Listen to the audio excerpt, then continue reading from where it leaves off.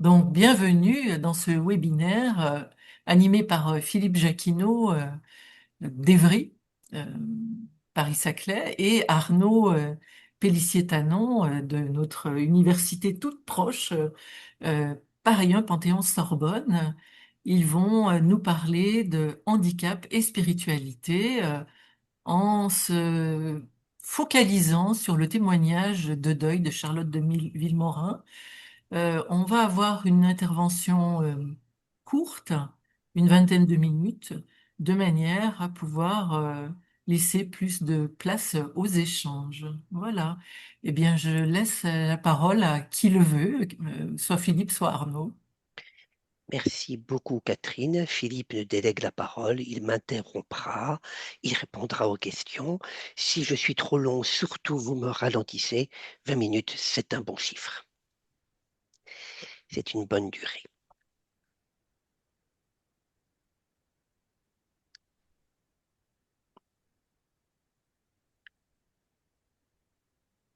Chercheurs en sciences de gestion, enseignants-chercheurs, nous nous intéressons au handicap, nous nous intéressons aux travailleurs handicapés. Nous avons mené des recherches sur l'intégration des TH. Nous avons mené des recherches sur l'apport des travailleurs handicapés à la dynamique de groupe de l'équipe au sein duquel ils travaillent. Et nous avons buté sur la question du soutien social. La réaction des travailleurs handicapés au soutien social que leurs collègues leur apportent est ambivalente, parfois positive, parfois négative. Négative, euh, on sent que le soutien social est perçu comme une stigmatisation, le rappel de leur dépendance.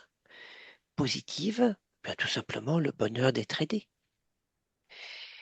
Et les comportements organisationnels, la psychosociologie appliquée à la relation de travail, n'apportent pas de réponse, nous semble-t-il. Alors, nous sommes allés voir du côté de ce que les travailleurs handicapés disent. Nous lisons leurs récits de vie, leurs témoignages. On a fait pas mal d'entretiens longs, plutôt non directifs que semi-directifs, des récits de vie. Et puis nous lisons les récits de vie publiés en librairie que les travailleurs handicapés ont pu donner. Et celui de Charlotte de Villemarin nous intéressait tout particulièrement. La couverture «Ceci est mon corps». Nous la voyons en fauteuil roulant, mais elle est née tétraplégique. Elle n'a jamais marché de sa vie, soutenue par sa famille. Elle a fait des études aussi brillantes que possible, très brillantes, puisqu'elle finit par un master au CELSA. Volontaire, elle mène sa vie aussi indépendante que possible. Elle a son appartement. Bien sûr, le matin et le soir, elle a besoin d'aide. Elle a toute une bonne équipe d'étudiantes qui viennent partager ces moments avec elle. Vous devinez le quotidien de l'aider à sortir de son fauteuil, se laver, etc. Mais en journée, elle se vivait très indépendante. Elle a un esprit battant d'entrepreneuse, elle fonde une start-up.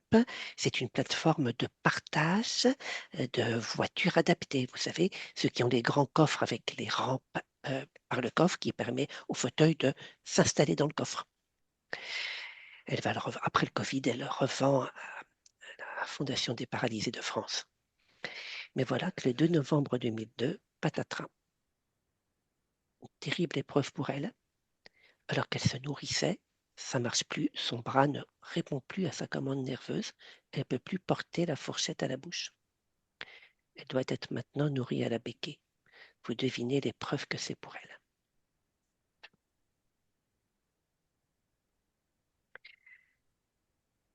Elle avait perdu sa pratique religieuse, elle retourne à la pratique, elle prie son Dieu, elle prie Jésus, elle demande un miracle, elle fait des retraites en monastère, un monastère qu'elle aime beaucoup, elle va en pèlerinage à Lourdes. Alors, elle avait retenu un hôtel avec l'ascenseur adapté. Mais voilà, catastrophe que l'ascenseur est en panne. Pas de chambre au rez-de-chaussée.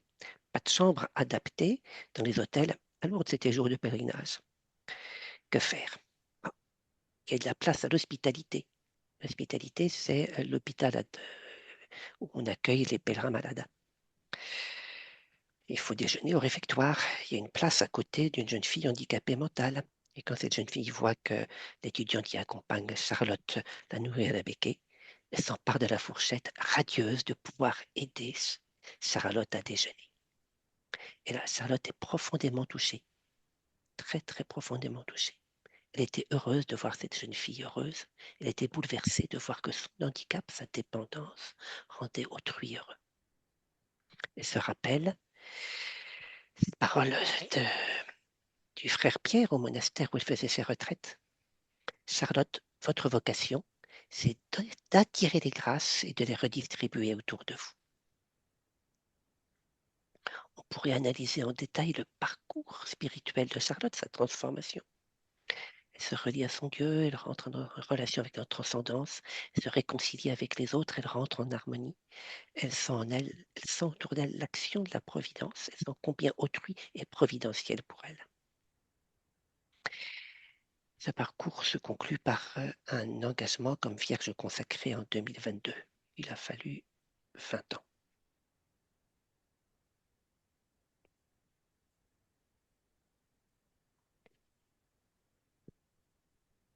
Creusons un petit peu le témoignage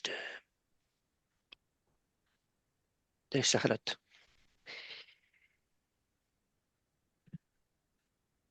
Faisons un détour par la psychosociologie du handicap.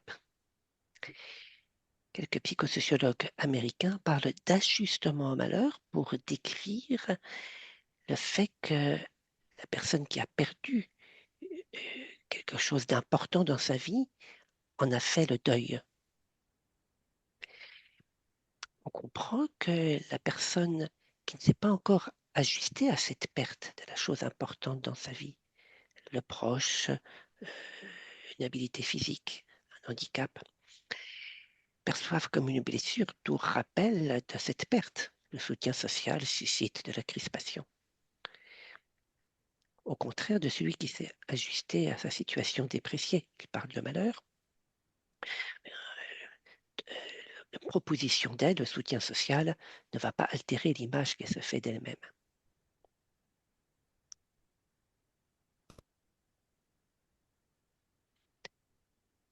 La psychosociologie du handicap explique ce phénomène d'ajustement au malheur en se focalisant sur les valeurs, sur l'ensemble des valeurs, sur ce que valorise la personne.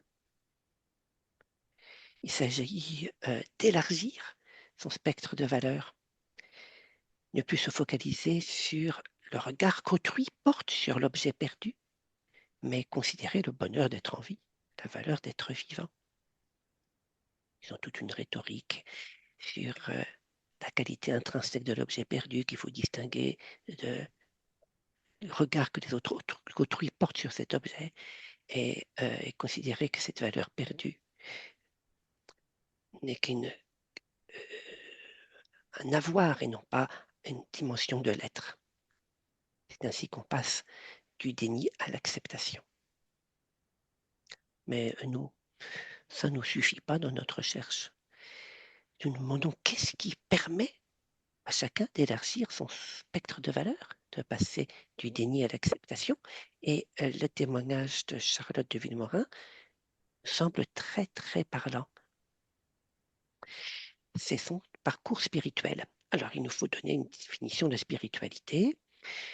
Alors, ce n'est pas à notre groupe qu'il faudrait, ce n'est pas avec notre groupe qu'il faut approfondir, mais retenons quand même que la spiritualité, c'est une attitude existentielle, c'est la prise de conscience de la transcendance du sacré, de ce qu'il y a de transcendant dans le sens de la vie. Et quand on a conscience, on est ouvert à autrui, on est en communion, on est en harmonie, on est heureux. Prise de conscience de la transcendance. Au regard de ce qui est plus grand que nous, on se trouve petit, on accepte sa petitesse, on pose des actes d'humilité, on reconnaît sa petitesse, des actes de révérence, on reconnaît la grandeur de ce qui nous transcende. Tout ça, ça s'oppose à l'hubris, à l'orgueil de se croire tout puissant, à l'orgueil de se croire indépendant en tout point. On reconnaît notre vulnérabilité, on reconnaît notre interdépendance. Tiens, ça ressemble au parcours de Charlotte de Villemorin. Celui qui a fait sa transformation spirituelle, qui est rentré en relation avec la transcendance, avec l'humilité et la révérence qui convient, et s'ajuste à son malheur, il, il, il accepte sa situation, il se sait dépendant. L'aide, le soutien social qu'on lui donne n'est plus perçu comme euh, un rappel douloureux de notre dépendance alors qu'on se revendique comme indépendant. Au contraire, c'est reçu comme un soutien qui vient à propos, comme une chance, comme une grâce.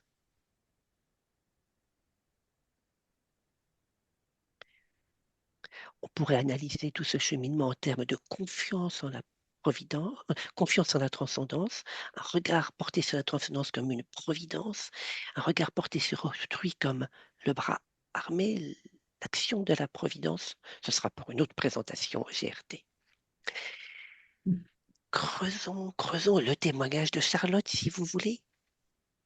Analysons les étapes de sa transformation spirituelle, touchons du doigt comment elle passe du déni à l'acceptation. Quand tu lui parlais du sacrement des malades, mais pourquoi vous m'en parlez? Je ne suis pas malade, je ne vais pas mourir. On lui en parle à nouveau après l'épisode où il ne peut plus tenir sa fourchette. Et là, premier mouvement, le refus. Deuxième mouvement, la petite voix intérieure. Tu es vraiment sûr de ne pas en avoir besoin? Dis donc, tu viens pas de perdre toute la force de tes bras? Et là, elle rentre en elle-même, elle reconnaît, elle comprend combien elle était orgueilleuse dans ce refus d'être dépendant, dépendant de Dieu, dépendant de l'aide des autres.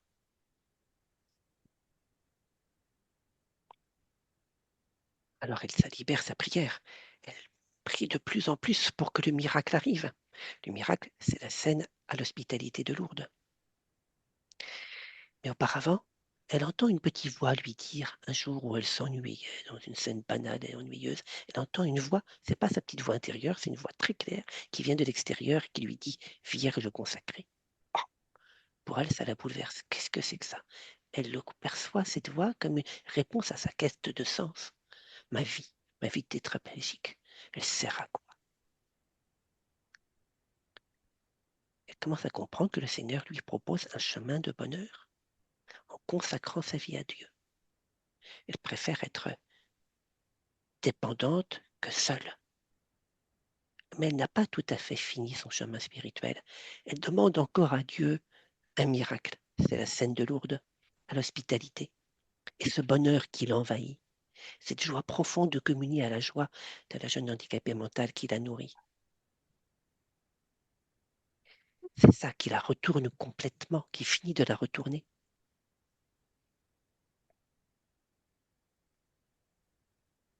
Elle comprend le sens qu'elle peut donner à sa vie, le sens que la Providence lui propose, apporter autour d'elle de la joie et de l'amour par la seule présence de son corps déficient qui a besoin d'aide. Elle a complètement achevé son parcours spirituel. Elle fait de sa dépendance le sens de sa vie. Elle se relie à son Dieu, à autrui. Du fait même, comment accueille-t-elle le soutien social? Plus jamais comme une épreuve qui bute plus jamais comme un rappel de sa dépendance, définitivement comme la grâce que la Providence lui donne comme la source de son bonheur, l'ancrage de sa vocation.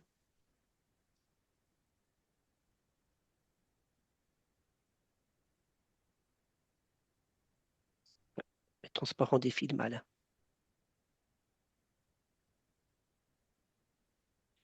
Concluons, si vous voulez.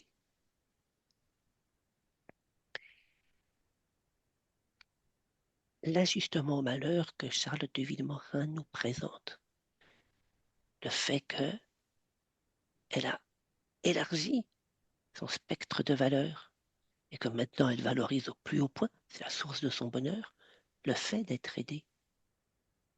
C'est ça qui lui fait C'est cette transformation spirituelle qui lui permet cette transformation spirituelle qui lui permet cet ajustement majeur, qui lui fait recevoir le soutien social, tout simplement, comme l'aide dont elle a besoin pour mener sa vie sur la Terre. On a peut-être là une réponse au vide que les théories du comportement organisationnel comportent, incapables d'expliquer l'ajustement en malheur. On a peut-être là des pistes de recherche, des pistes de compréhension de ce que les travailleurs handicapés apportent à la dynamique de groupe. C'est ceux qui ont fait leur transition spirituelle qui peuvent apporter leur bonheur, par un simple phénomène de contagion émotionnelle à tous leurs collègues.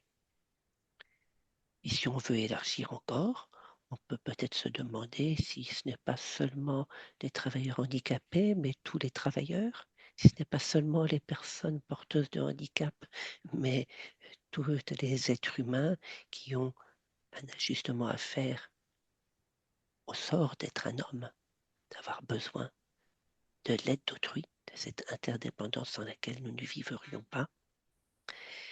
Et nous pouvons nous demander si nous n'avons pas chacun une petite transition spirituelle à faire. Je vous remercie de votre écoute. Merci beaucoup, Arnaud. Beaucoup de, beaucoup de références bibliographiques si vous voulez creuser et nos emails si vous voulez nous contacter.